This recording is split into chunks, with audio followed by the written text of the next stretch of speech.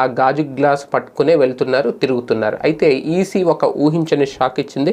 మొదటి నుంచి చెబుతూనే ఉంది, అసలు గాజు గ్లాస్ గుర్తు అనేది ఫ్రీ సింబల్ కాబట్టి ముందుగా జనసేన అప్లై చేసుకుంది కాబట్టి వాళ్ళకైతే ఖచ్చితంగా ఆ ఇంపార్టెన్స్ ఇచ్చారు. జనసేన ఎక్కడైతే పోటీ చేస్తుందో ఆ నియోజకవర్గాల్లో ఆ అభ్యర్థికి ఆ గ్లాస్ గుర్తు అయితే కేటాయించారు. అయితే ఇప్పుడు తాజాగా మిగిలిన చోట్ల అంటే జనసేన పోటీ చేయని మిగిలిన నియోజకవర్గాలు ఏవైతే ఉన్నాయో అక్కడ స్వతంత్రులు గనక ఇండిపెండెంట్లుగా బరిలోకి దిగుతున్న వాళ్ళు గనక ఆ సింబల్ కావాలని కోరితే అది వాళ్ళకి ఇచ్చేస్తామని ముందే ఈసీ చెప్పింది. ఇప్పుడు తాజాగా అదే జరుగుతుంది.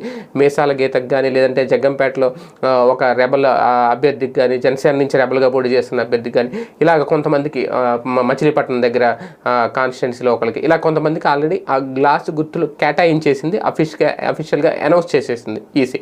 దీంతో ఇప్పుడు ఒక ఊహించని షాక్ అయింది. ఎందుకంటే మొత్తం 175 నియోజకవర్గాల్లో అయితే ఖచ్చితంగా పోటీ చేయట్లేదు.